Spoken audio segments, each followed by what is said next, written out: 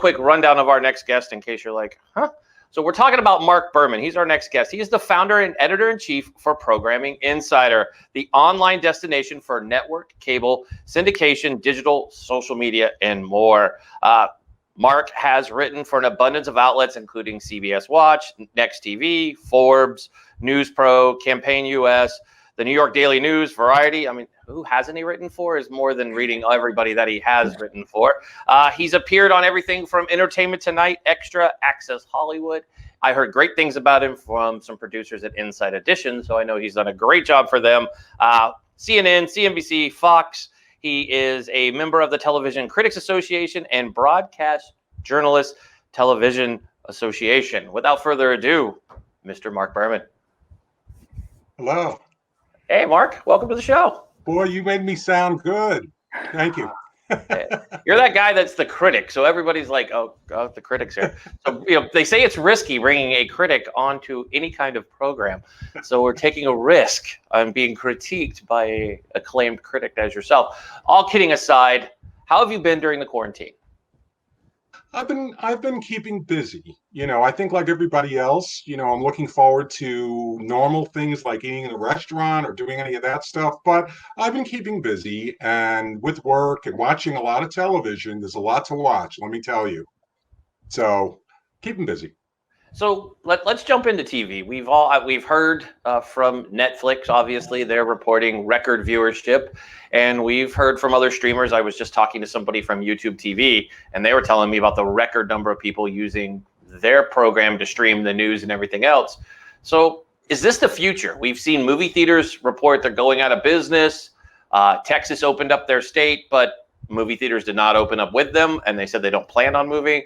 Do you see television, like streaming and all this, taking over what a traditional like retail's kind of dying off now? Do you see it same thing happening with TV and movies? You know what? I hate to say it, but I'm going to talk about, let's put this whole pandemic aside, even before any of this happened. I think what's happened with movies is, they're trying to give us a different experience. Instead of just going to a movie now, you have to order the tickets in advance. It's special seating. It's you could order a whole meal there. They're trying to make it into a whole experience. I don't think they need to do that, and it's just so easy to watch a movie on Netflix. I just watched, for example, this past weekend, the Eddie Murphy Dolomite movie. So it's so easy just to watch in the convenience of your home and not go to a movie theater and spend that kind of money. So yes, I do think in some ways this is replacing movies. I hate to say that, I really do. It is interesting, and even before Corona showed up, a lot of people have been cutting the cord. Right? You have great abilities with Hulu.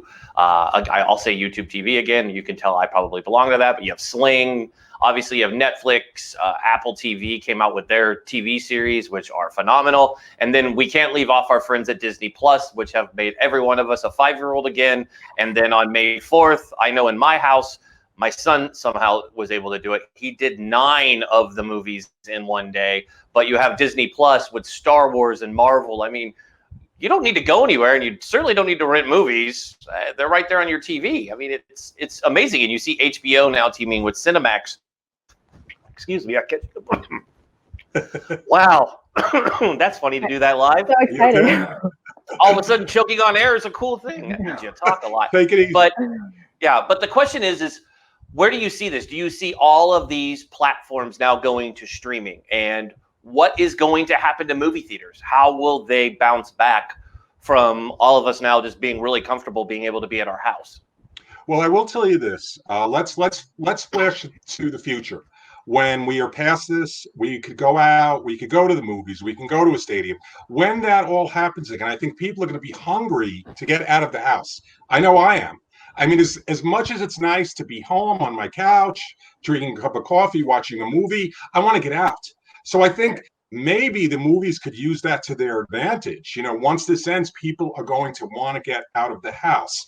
As it stands, the convenience of being home and consuming content makes it just so easy to do that. But I think once we get past this, we want to get out of the house, right? At least I hope so. But again, I think and I don't want to say that Netflix or any of the streamers will replace the movies. I think it's a very different atmosphere now, and I think the movies are going to have to start thinking of what can we do to get more people here. I don't necessarily know if it's about special stadium seating or I can lean back in a movie theater. I don't know if that's it. So I'm not really sure, but I do think there is an opportunity to get people back to the movies after this ends. And it really is all about the content. It really is. It comes down to if it's something you want to see and it's only in a movie theater, you're going to go see it, hopefully. So since I have you here, I'm going to ask you this as a critic. You watch a lot of TV, I'm sure, and the programming that's on. And some shows really make it. I think one that's a cult favorite, I know in our house it is played every day, probably for the last 5 years, is The Office. Yes. Right? The Office to me, hands down, more people know it. We relate to it than you have Friends. What makes or breaks, in your expert opinion here, what makes or breaks a great series? Like you look at The Office, a bunch of no names. I mean, even Steve Carell when that started was a relative unknown. And now you look at that cast, and some of the cast is still famous, but when you see the others, you're like, hey, I know that guy. He's in a Facebook ad. He was Kevin. So what makes a good TV series, and what makes bad that they last a day?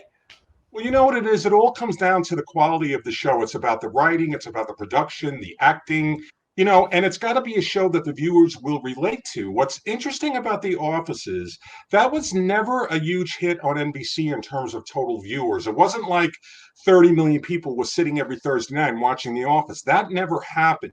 What happened with The Office was it got a very high concentration of adults 18 to 34 and adults 18 to 49, which the advertisers want. So ultimately, it's really about the show itself. Can it withstand time? And a show like Friends is timeless. I mean, you go to any college now, although you can't go to a college now, there's nobody there. But I mean, when colleges are open and you look to see what are these students watching, they're watching Friends, they're watching The Office. They're going to be doing that in 10 years, 20 years. So it really is about everything, quality of the show, and does it relate to the audience? Can the audience relate to this? Do they see these characters as people they might know or they might want to hang out with? And you have that with, look, Seinfeld still holds up. Let's go back to the 1950s, a show like I Love Lucy, my favorite sitcom. We still watch it because it's so relatable, it's so funny, and it's just a good show. So it really is about the caliber of the content and the relatability. It's funny you bring up Friends. We were back in New York for Christmas. My brother lives in Soho, so he couldn't get time off. So we all went to him, which isn't a problem. Don't force us to go stay in Soho, whatever you do. But we went, and there's a restaurant called Little Owl, which is it's close to the hotel. We stay at the Dominic. Shout out to the Dominic, best hotel there is in the borough. Sorry, I'm plugging away here because I miss those guys a lot. We go once a month, and now we've been trapped here for bad slices of pizza. But anyways, Little Owl's there, right? And that's the outside of the Friends apartment. People have signed that building. We had no idea, but I took my 15-year-old there for breakfast. My mom came up with it. We had all landed the night before. So we go to this brunch, and there's people surrounding it, taking a picture of the outside of the building. And I'm swear, all of them are in their 20s. And I'm like, none of you were even alive. Half of you were in diapers when this was on. And they're signing the building and taking pictures of it. And it was fascinating. And of course, I'm the guy who ages himself. Like, look, there's the Ghostbusters fire station. That was fascinating to me. But I mean, I see what you talk about these TV shows. So, I mean, where do we go from here? How do TV shows really catch our attention? Are we really going to see a TV series based off the coronavirus? I mean, that doesn't sound like it's going to wet my whistle. There is a show in development that is described as The Office during the pandemic. It's going to feature, if it goes forward, it's going to feature a group of employees who are working from home. And I think a lot of the storytelling is going to focus on what's happening now, depending on how long this lasts. Because now, if you look at content, what's interesting now is you have more people watching television and digital streaming than we ever have, that we've had in several years. It's escalating because people need something to do. So I think a lot of the content, the other night on CBS, for example, there's a legal drama Monday night called All Rise. That show was filmed virtually. Everybody was home. So basically was watching a Zoom screen with the different characters. I do hope that's not the future. But if this keeps lasting, if it lasts, longer than we might hope, you're going to be seeing more of the content that's going to focus on this. And a lot of the programming now, like you look at American Idol on Sunday night, they're filming it, each contestant is home singing.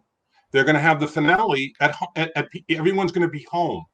So it's very different now, and it all depends on how long this is going to last. But yes, absolutely, you're going to be seeing shows dealing with this, and years down the road, we're going to look at repeats of shows. We're going to see it's about what's happening now, and we're going to remember what was going on. Absolutely. I mean, that's great insight. I love that, because I've been seeing, like, I'll give a shout out to Tamron Hall, who her shows actually had record ratings, beating her ratings that were normally in studio from her kitchen. I mean, her kitchen, she makes it look really spacious, and she's shown it behind the scenes. It's not, but I mean, she's doing great, and it's great seeing that. I almost like the news, but let me leave you with this last question. When it comes to advertising, which is truly how the networks make money, they're struggling a bit. And I'm hearing we have great eyeballs, Fox and Friends, Good Morning America, all record numbers, but they absolutely are getting crushed by their ad dollar.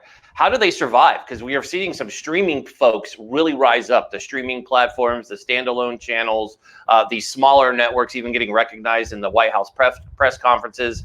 I mean, how are these big networks going to survive with the ad dollars right now? This is a very tough situation. Next week, traditionally, the second week in May, every year, is the network upfront. So for the entire week, you go to different presentations, ABC, CBS, NBC, Fox, the CW, Warner Media, and they announce their schedules for the fall. They talk about programming for next season. They can't do that now. They just don't, we're not shooting pilots now. So ultimately, I think what the broadcasters need to do, and this is very important, they need to find ways to fill the airways with programs that people are going to watch during this. Now, as an example, CBS brought back the Sunday night movie. Now, if you remember, years ago, you'd have every network had at least one movie night. We haven't seen that in years. So CBS went to its library. It put on Raiders of the Lost Ark this past Sunday. It did relatively well for them, considering it was a repeat. And then you have a network. Let's talk about NBC. They could go to their streamer. They have Peacock coming up. They have a very big library of programming that they could air that we haven't seen. CBS could go to the vaults of CBS All Access. There are 2 new Star Trek shows that I'm willing to bet most people have not seen. There's a lot of original programming. So if I was a broadcast network, I would go to the well, I would choose programming in the library, I would position it on the schedule, I would promote it, and I bet they'll do well with it, because again, there's so many more people consuming content now, but it's very different because they can't do anything, big and splashy, because everything's shut down. But they can utilize their resources, and they could then sell that to advertisers. Like, for example, if CBS puts on one of the Star Trek shows on CBS All Access, I haven't seen them, so you could sell that to an advertiser and pitch it that you're going to have a whole new audience. So I think it's about being creative and utilizing what is currently existing, and I think they can do it. I totally love that. That's the best advice. I mean, that's good insight, and we needed that from you, because a lot of us are sitting here wondering what's going on.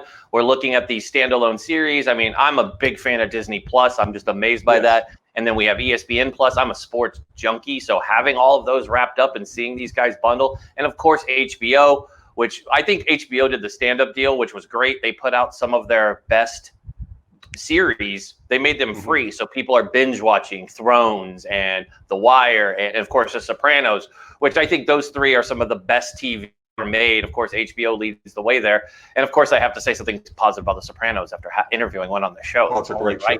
Do it. But look at the library at Disney Plus that ABC could utilize. I mean, they're doing another sing-along this coming Sunday, which they did. The first one did exceptionally well. It had like the best ratings in the time period in years. So you could do creative things like that, but you have so much in your vault that you could use.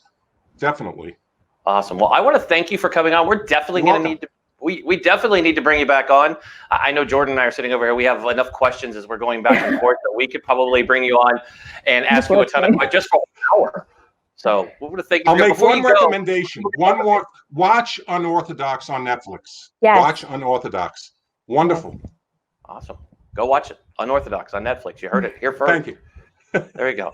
Thank you so much, Marc, for coming on. We Take care. appreciate you greatly.